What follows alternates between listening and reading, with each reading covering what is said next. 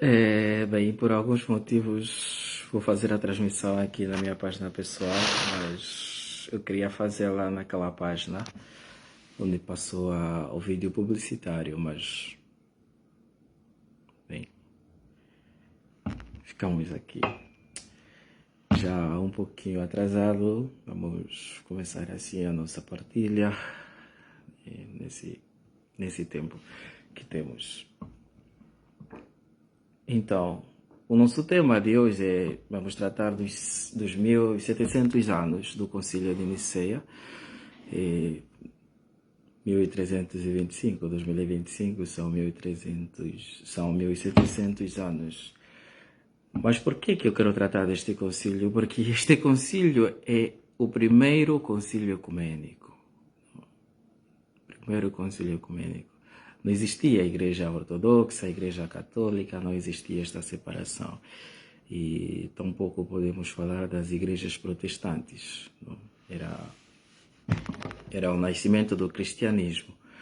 E para nós considerarmos todos estes elementos, vamos primeiro invocar a presença da Trindade Santíssima, que nos acompanhe nesta partilha, nos assista. Em nome do Pai, do Filho e do Espírito Santo. Amém.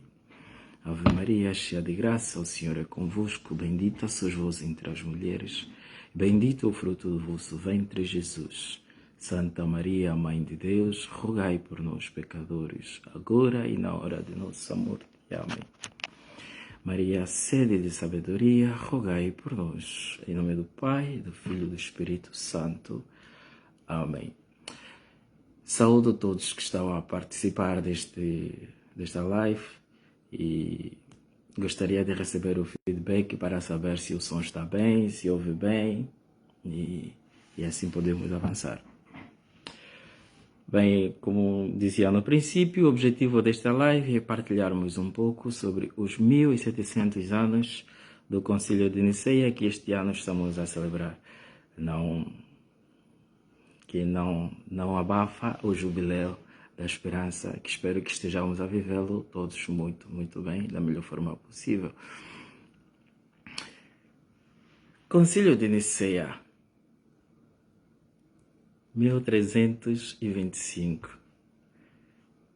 E a primeira premissa a considerarmos é que não podemos entender o cristianismo fora do Império Romano.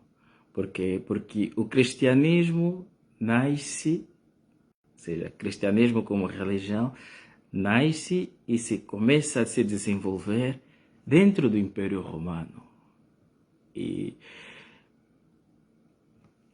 quando nós falamos do Império Romano, é bom entender que não estamos a falar de Roma simplesmente. O Império Romano, porque nasce em Roma, mas não estamos a falar simplesmente de Roma, porque o Império Romano se estendia da Europa, África e Ásia.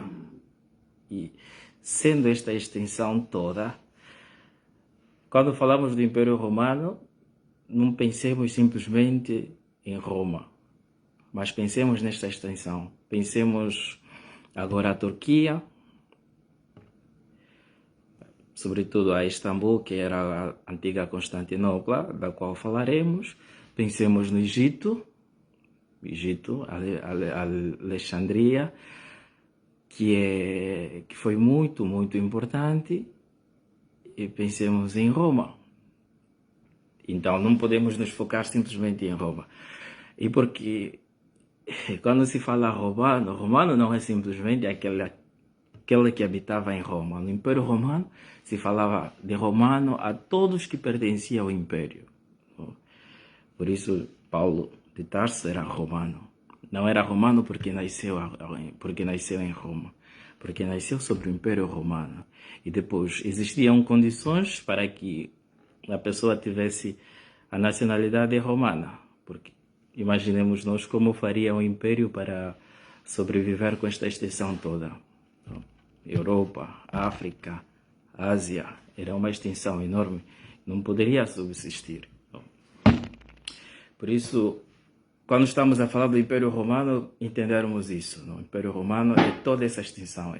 É a parte norte da África, é Roma, é é a maior parte da Europa. Estamos a falar de França, Espanha, Portugal, estamos a falar da Turquia, e uma extensão enorme deste império. E depois, uma outra coisa que temos que considerar, que dada a extensão deste império romano, um só imperador é difícil de governar. Como manter todo este império? Então, aí surge um problema, são tantas as dificuldades, e intervém o imperador, que decide fazer a separação. Vamos separar.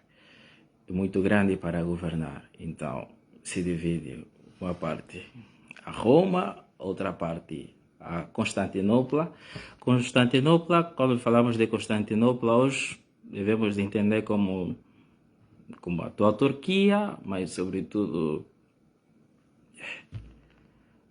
a cidade de Istambul. Então o imperador Diocleciano, ele divide, faz a divisão do império. E fica o imperador aqui em Roma e outro imperador a Constantinopla para comandar todo o império. Mas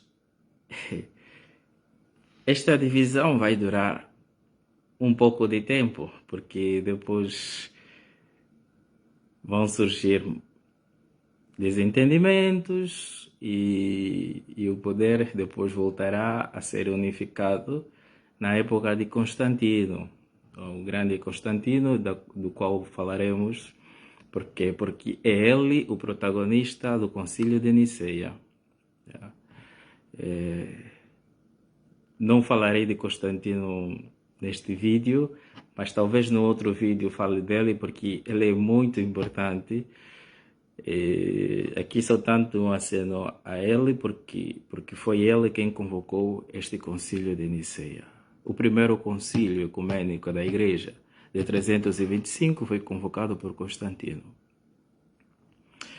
do qual, segundo os historiadores, tiveram 318 bispos. Teve início 20 de maio do ano 325 e se realizou em Constantinopla.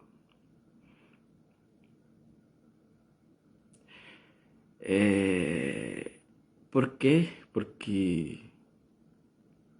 Porque Constantino já estava aí, estava em Constantinopla. Mas este concílio foi possível porque se gozava de uma liberdade religiosa. Podemos recordar que no ano de 313, Constantino assina a liberdade religiosa. A liberdade religiosa não é o que depois se vai assinar, que é a oficialização do cristianismo como religião do Império Romano. A liberdade religiosa, assinada em 313 por Constantino e Licínio. Licínio era imperador do Oriente, Constantino, imperador daqui do Ocidente. É para dizer, tudo bem, vocês cristãos agora estão livres, podem rezar à vontade. Porque antigamente não se rezava à vontade, os cristãos tinham que rezar escondidos e não poderiam falar de Cristo. Por quê? Porque os imperadores perseguiam os cristãos. Por isso depois nascem as catacumbas que eram, digamos, eram cemitérios subterrâneos. E os cristãos se reuniam nestes cemitérios subterrâneos para rezar. Não poderiam rezar publicamente, porque eram perseguidos. Porque o cristianismo, quando nasce, não era entendido. O Império Romano via o cristianismo como um obstáculo para reinar. Não era uma coisa que facilitava os imperadores. E até porque muitos dos imperadores se fizeram ou se faziam também de deuses, queriam ser adorados. E os cristãos disseram, não, nós não adoramos imperadores, nós adoramos o nosso Deus. E isto cria uma revolta. Por quê? Porque os cristãos, diferente dos outros que adoravam os imperadores, eles não aceitaram adorar imperadores. E não adorando imperadores, eram levados ao martírio, eram dados à morte, eram oferecidos aos leões para serem devorados publicamente. Alguns eram feitos tochas, incendiados, tochas mesmo, e eram queimados. Ser cristão era muito, muito perigoso. Não é como no nosso tempo, onde nós podemos sair e dizer abertamente: eu sou cristão. Mas muito, muito difícil. E ser cristão não era fácil. Tudo bem, então disseram: tudo bem, vocês não querem adorar o imperador e tal. Um cristão que dizia não adoro o imperador era convocado. E faziam um interrogatório: por que não adora o imperador? Ele explicava as suas razões: não adoro o imperador porque eu adoro somente o único Deus. E este Deus a quem eu sirvo. E quando esta informação chegava ao imperador, este cristão era morto. Não? Aqui podemos recuar, falar um pouquinho, recordarmos Nabucodonosor também, que se queria fazer adorar. Esta é uma recorrência, digamos, antiga. Mas esta época da perseguição dura até que Constantino, em 313, assina este edito, digamos, este edito de Milão. O edito de Milão, por quê? Porque foi assinado em Milão, mas foi assinado por Constantino e Licínio. Licínio, que era o imperador do Oriente, e Constantino, o governador daqui do Ocidente. Eles os dois assinam este, digamos, dizer, tá bom, paz para os cristãos. Já ninguém persegue os cristãos. Cada um pode adorar livremente ao seu Deus. Tudo bem? Esta paz, em 313, essa liberdade religiosa, 313. Mas estavam dois imperadores, um no Oriente, outro no Ocidente. E depois Constantino vai derrubar o outro imperador. Derruba Licínio, imperador do Oriente. E ele se torna então o único imperador. Mas como único imperador, tinha agora tantos outros problemas para resolver. Ele se muda para, depois que derruba Licínio, sai daqui do Ocidente, se muda para o Oriente. E tinha esse problema de religião, porque dentro da igreja começam agora a nascer controvérsias sobre a figura de Jesus. Começam a nascer várias controvérsias sobre a figura de Jesus. E entre as controvérsias estava um sacerdote ário, formado na escola de Alexandria. E Ário, este sacerdote, nascido em 286, 87, mais ou menos por aí, ele faz algumas afirmações. Ele dizia que Jesus Cristo é filho de Deus, sim, mas o ser filho de Deus, ele não é eterno. Existia algum tempo que ele não existia. E depois Deus o fez, começou a existir. E ele é inferior ao Pai. Ou seja, Jesus Cristo não é igual a Deus. Esta era a afirmação de Ário. E Jesus Cristo é como mediador entre Deus e os homens. Faz uma espécie de mediação, espécie de demiurgo platônico, se podemos dizer, porque o platonismo era muito, muito difundido na Alexandria. Plotino e a escola da Alexandria foi muito bem apetrechada com o platonismo. Então, esta afirmação de Ário, dizer que Jesus Cristo é filho de Deus, mas é criado, é criado do Pai porque há algum tempo ele não existia. E depois o Pai o criou e passou a existir. E ele é subordinado ao Pai, não é igual ao Pai. Isto criou uma divisão no seio da própria igreja, porque alguns diziam, não, Jesus Cristo é Filho de Deus. E esta divisão da igreja não era simplesmente divisão da igreja, mas afetava o próprio Império Romano. E daí a preocupação de Constantino para unir o Império. Constantino convoca o Concílio de Niceia, não tanto por motivos religiosos. Aqui podemos dizer que ele teve uma iluminação divina, certo? Mas os motivos que levaram Constantino a convocar o primeiro concílio ecumênico são quase todos os motivos políticos ligados ao Império Romano. Está bom, então vamos debater este assunto. Os que dizem que Jesus é criado, que Jesus é inferior ao Pai, que há algum tempo ele não existia e depois passou a existir. Entendamos muito bem isso, porque quando nós dissemos creio em um só Deus, esta afirmação que hoje nós repetimos na missa, creio em um só Deus, é fácil dizê-la, mas há algum tempo não era fácil dizer creio em um só Deus. Neste tempo do Império Romano não era fácil dizer creio em um só Deus. Por quê? Porque os romanos tinham um panteão. O panteão era uma estrutura com vários deuses. Vários deuses. E os cristãos também disseram, tá bom, vamos colocar o vosso Deus aqui no panteão. Os cristãos disseram, não, o nosso Deus não se mistura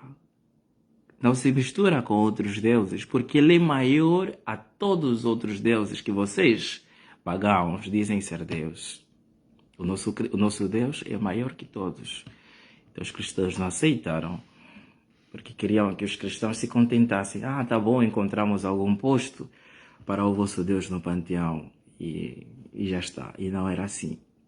Não era assim, os cristãos não aceitaram isso. Então, o dizer creio em um só Deus, faço esse parênteses, e para dizer que não creio em outros deuses, que eram quase como uma imposição, onde até os imperadores se queriam fazer deuses. Temos tantos mártires da igreja primitiva a causa disto, por não querer adorar imperadores. Porque imperadores faziam-se adorar e deveriam ser adorados. Quem não adorasse acabava morto. E se vai ao concílio, fecho esse parênteses, se vai ao concílio de Niceia para discutir a questão de Jesus Cristo. A questão trinitária de Jesus Cristo. E o grande defensor deste concílio de Niceia, 325, é Atanásio de Alexandria. Atanásio vai como diácono, secretário do bispo de Alexandria, que se chamava Alexandro. Ele vai como diácono, mas ele se torna a figura, digamos, proeminente deste concílio de Niceia, porque ele defende a unidade. Ele diz, não era isso. Que não era verdade aquilo que Ario afirmava. Porque a afirmação de Ario dizer que Jesus Cristo é Filho de Deus, criado, subordinado ao Pai, que há algum tempo ele não existia e depois passou a existir. Atanásio diz que não. Que Jesus é da mesma substância que o Pai. Isso é um grande problema. E era um grande problema para a época, dizer que é da mesma substância. Não era uma coisa fácil. Não. É da mesma substância e é tanto co-eterno. Dizer que é co-eterno, dizer que ele existe ao mesmo tempo que existe o Pai. Não é como Ario dizia, que primeiro passou a existir o Pai, depois o Pai criou o Filho, Jesus Cristo, entendido por Ario, é a primeira criatura. E depois, por meio de Jesus Cristo, todas as outras coisas foram feitas. Esta era a concepção de Ario. Os outros, Atanásio diz não, Jesus é da mesma substância que o Pai. Não há subordinação entre o Pai e o Filho. Não há esta subordinação que Ario dizia haver.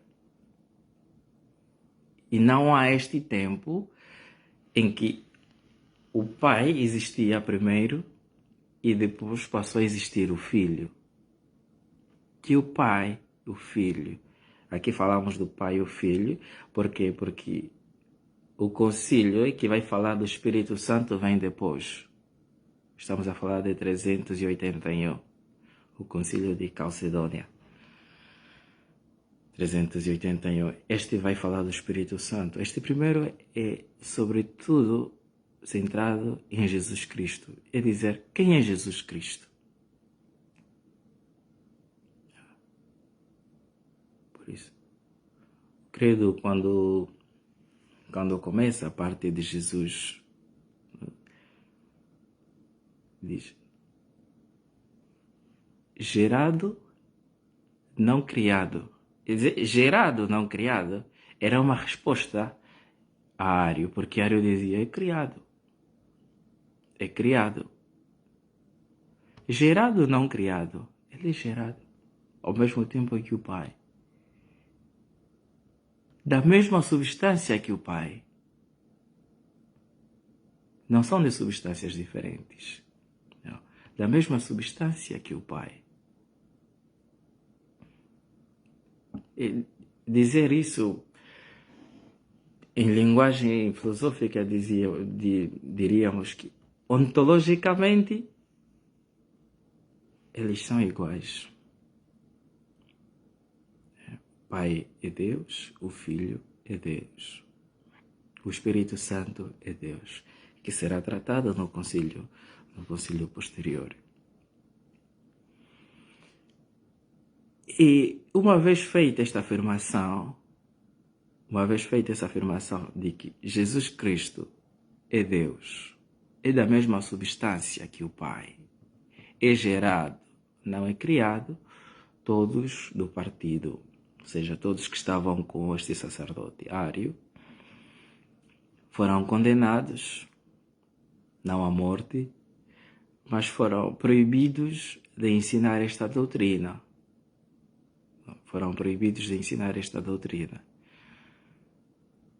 Mas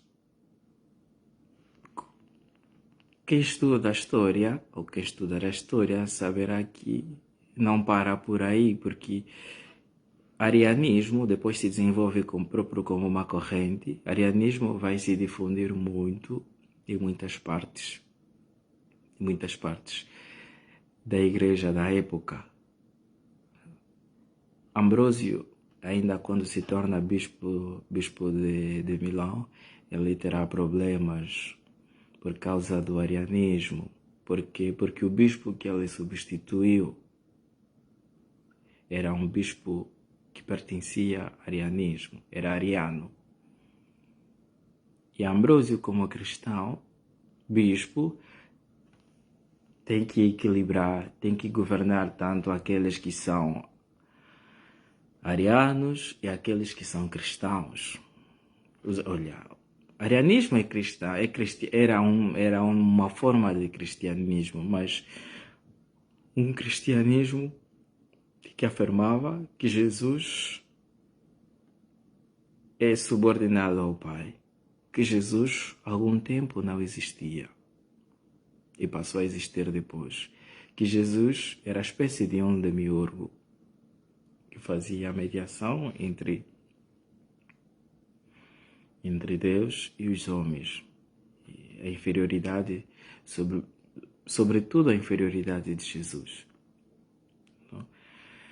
E arianismo foi então condenado no Concílio de Niceia e o concílio diz que Jesus é da mesma substância que o Pai, ele é gerado, não é criado, gerado, não criado, consubstancial. A expressão justamente que nós usamos no credo é consubstancial ao Pai, para dizer consubstancial da mesma substância que o Pai.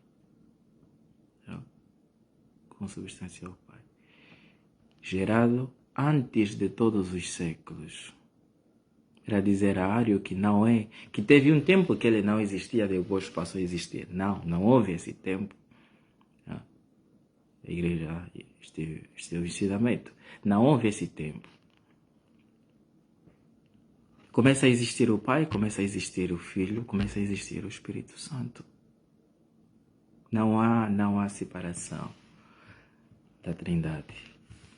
E o dogma, digamos, começam a se meter os dogmas cristológicos, as verdades sobre o Jesus Cristo. E estas verdades que hoje nós repetimos na missa, que muitas vezes não somos conscientes, porque é como um hábito. Repetimos como um hábito, não meditamos na profundidade das palavras e não sabemos o que custou aos nossos antepassados, aos nossos irmãos da igreja primitiva, para dizermos estas verdades que hoje nós dissemos. E por isso é bom saber, é bom tomar consciência destas verdades e é bom meditá-las. É bom que meditemos sobre elas porque alimentam a nossa fé, alimentam o nosso credo. Porque a nossa fé é uma fé racional. É uma fé racional, como diz São Pedro. Devemos dar razões da nossa fé, porque cremos. E é muito lindo quando nós sabemos dar razões da nossa fé, porque cremos. Creio porque os meus pais também acreditavam, os meus pais também eram da Igreja Católica, os meus avós e todos, e eu nasci também na Igreja Católica. Sim, mas devemos ter profundidade, devemos ser profundos na nossa fé. Não devemos ser ignorantes sobre as verdades da nossa igreja. E são estas que nos tornam verdadeiros católicos, não católicos superficiais. E é um dever nosso como cristãos, como católicos, sabermos estas verdades. Sabermos estas verdades e sermos orgulhosos disso.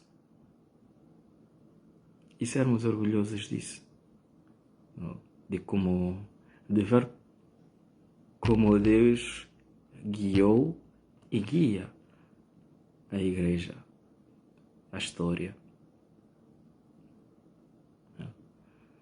E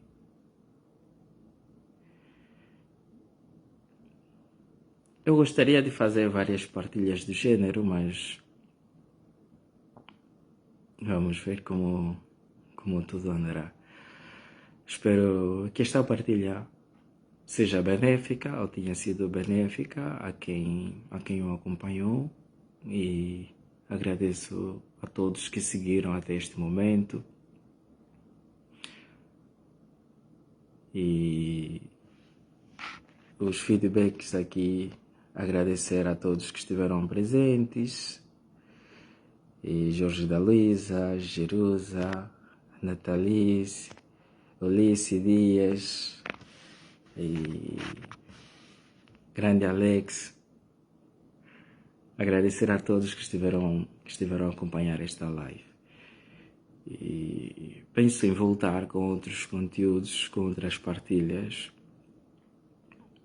mas justamente com este propósito. Não? E agradecer também a irmã Antônia, justamente com este propósito. E que nós, como católicos, conheçamos as verdades da nossa fé. Conheçamos as verdades da nossa fé. E sejamos orgulhosos destas verdades. E não tenhamos vergonha de anunciá-las, de dizê-las a quem nos pergunta. Quem nos pergunta. E para terminar mesmo, este ano não saudar aqui o Frei David. Boa noite, Frei. Para terminar, não estamos a celebrar o jubileu, como já disse no princípio. Espero que todos estejamos a vivê-lo muito, muito bem. E é um ano da graça. E o jubileu não funciona como um trampolim.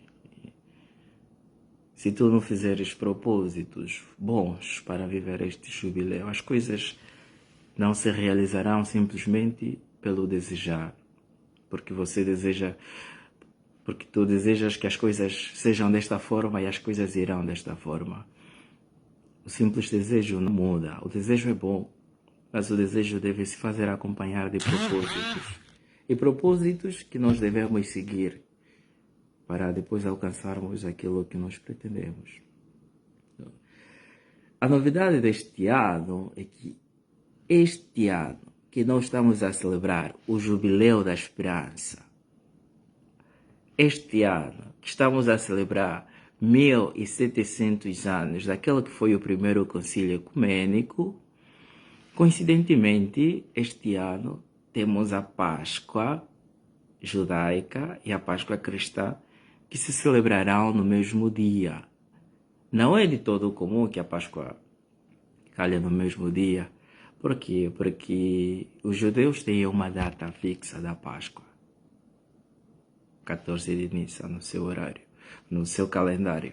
Eles celebram a sua Páscoa 14 de Nissan e 14 de Nissan e 14 de Nissan. Nós, católicos, celebramos o domingo seguinte a este 14 de Nissan. Nós celebramos a nossa Páscoa. Mas, coincidentemente, este ano, vamos estar unidos. Seja a igreja, sejam os nossos irmãos, como Papa Bento XVI chamou os nossos irmãos mais velhos. E nós vamos celebrar a Páscoa no mesmo dia.